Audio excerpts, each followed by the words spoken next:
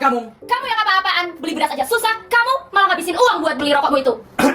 Tuh kan, kamu jadi sakit-sakitan semenjak kamu ngerokok. Kamu tuh gak guna tau, makan nih rokok.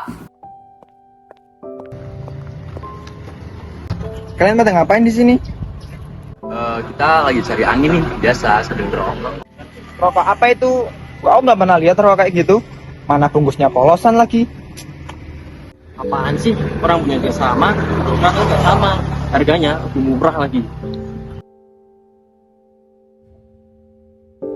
Ada anak-anak di sini ngapain nih? Selamat siang, Mas. Lagi apa? Pegang rokok, coba lihat rokoknya kok bagus banget. Beli di mana nih, Mas? Kita tadi ke sana, Pak. Kan tahu nih rokok apa? Nggak tahu saya, Pak. Rokok apa itu, Pak? Kalau dilihat bungkusnya ini tidak ada cukainya. Berarti ini ilegal. Udah gini aja yuk, kita nanti tak ajak makan-makan di sana. Kita ketemu orang yang ngerti masalah cukai. Boleh ikut? Ayo, Pak. Ayo mumpung nongkrong kan, santai kan? Boleh, Pak. Ayo, yuk, ikut yuk. Ini di bawah nih, nanti dilihatin. Oke, legal. Yuk, mari. Yang di sana enggak apa-apa.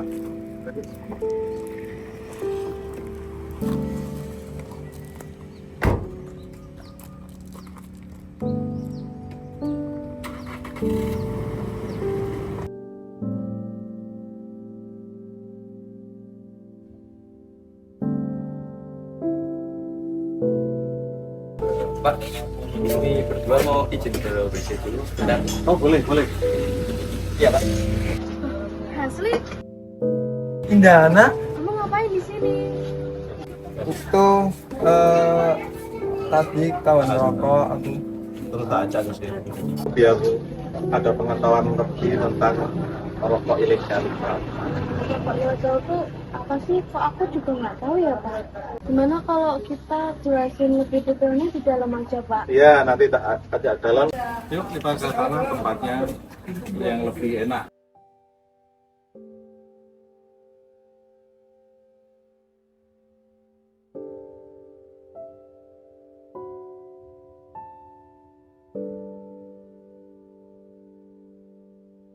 Selamat pagi teman-teman Jurnalaska. Sekarang kita sedang berada di tempat bersama orang-orang hebat di sini. Ada Pak Asri. Selamat pagi Pak Asri. Selamat pagi. Ada Pak Kukuh juga. Selamat pagi. Dan Pak Yudianto. Selamat pagi, semangat pagi. Terima kasih.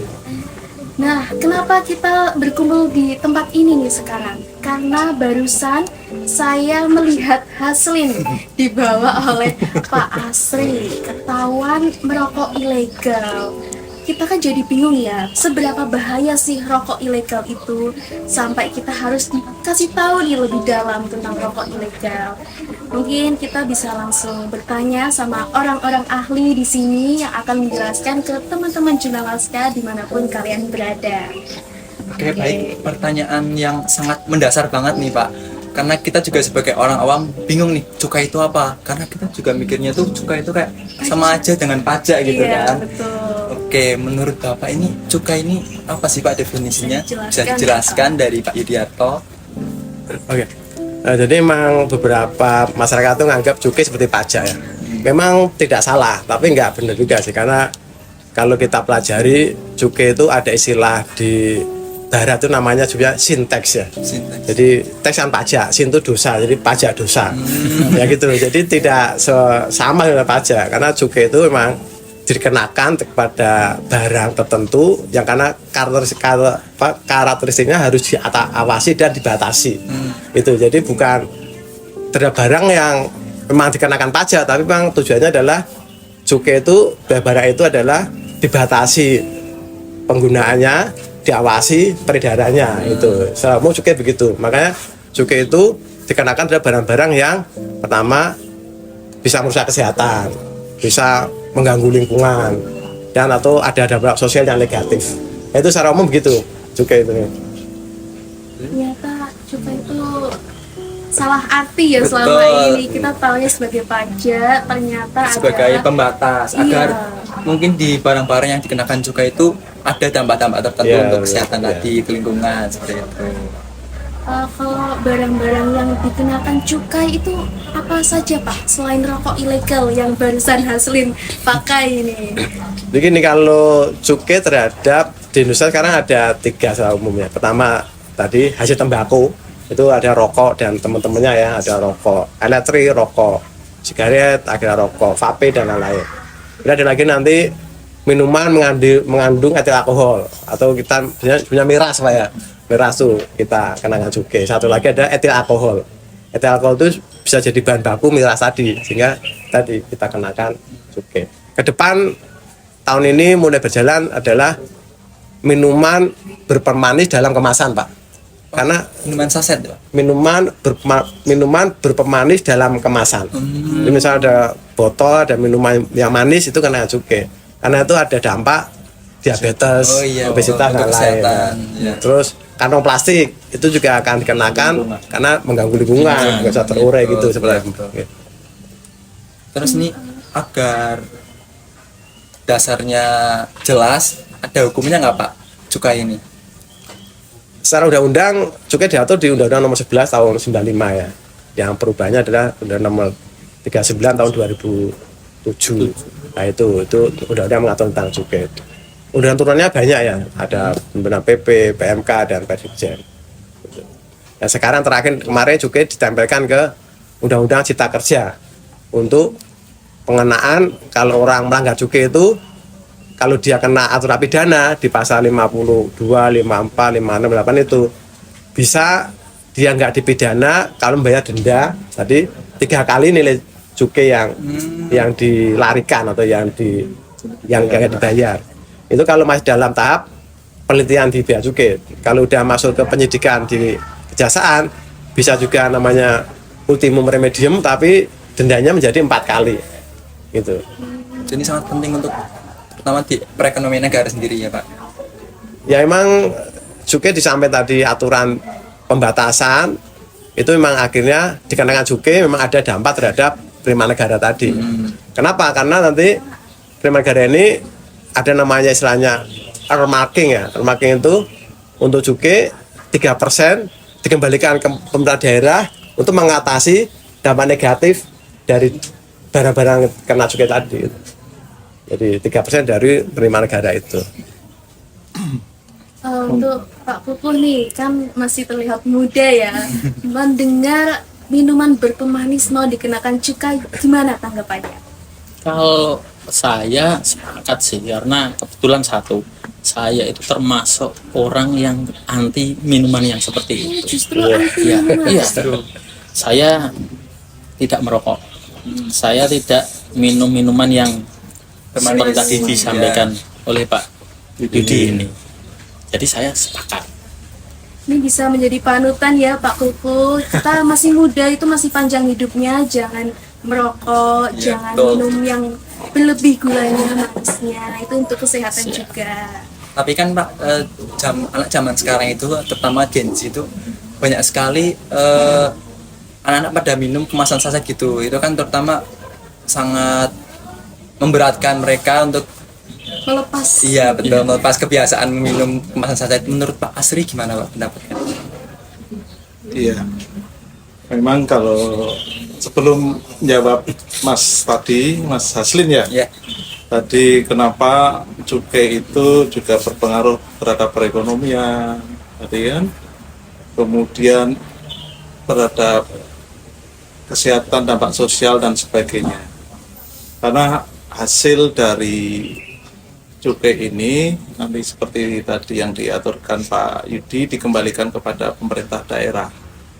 Contoh kita yang paling kelihatan di sini adalah cukai tembakau. Ya. Ini saya dapat pengembalian dari pemerintah pusat sampai 12M, naik lagi 14M. Jadi untuk menaikkan perekonomian misalnya untuk apa? Kami misalnya mengadakan kegiatan pembelajaran bagi pemuda-pemuda yang nanti bisa masuk ke angkatan kerja. itu bisa dari cukai. Kemudian juga dari ini orang-orang yang bekerja pabrik itu kita juga latih karena suatu saat mereka kan akan resign. Jadi kita akan latih beralih profesi misalnya tata boga dan sebagainya.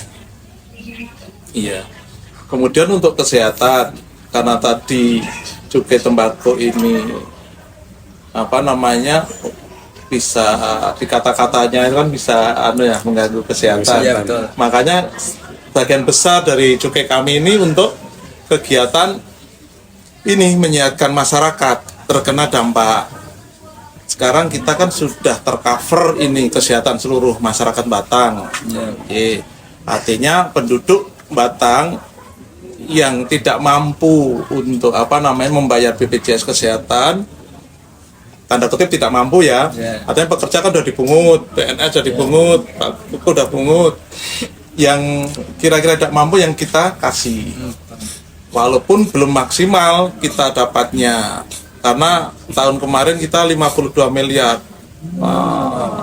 Dari cukai kita baru 14. Tapi itu sudah cukup membantu kesehatan saudara-saudara kita yang tidak mampu ataupun tidak mampu bayar BPJS maksudnya, bukan tidak mampu dalam kategori, karena ada juga yang mampu kadang tidak mampu bayar BPJS. Ini yang harusnya kita kasih pembelajaran.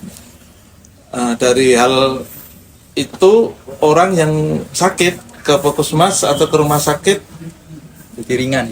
Dulu saya itu kan, kalau sekarang saya di komisi 1 ya, yang bermitra kerja dengan kalau saya dulu di komisi C yang kebetulan berurusan dengan pendapatan. Ketika pemerintah daerah itu dapat 14 miliar dari cukai, itu kita dapat segitu nggak ngonsol kalau orang Batang. Mungkin itu aja yang bisa kita sampaikan ke teman-teman Jurnalaska. Buat yang belum merokok, jangan merokok. Buat yang udah merokok, pilihlah yang bercukai. Ini pesan langsung nih dari orang-orang hebat di sini. Terima kasih kepada Pak Asri, Pak Fuku, dan Pak Didi atas ilmunya yang diberikan kepada kami. Sangat bermanfaat banget Iya, ini untuk tentu bermanfaat bagi kita yang sekali. masih SMA. Yang tadinya awam menjadi paham bagaimana Pasti cukai gitu kan. dan rokok ilegal. Mungkin itu saja yang bisa kami sampaikan kepada teman-teman Jurnalaska. Jangan lupa subscribe dan saksikan terus sosial media Jurnalaska. Wassalamualaikum warahmatullahi wabarakatuh. Gemur rokok ilegal.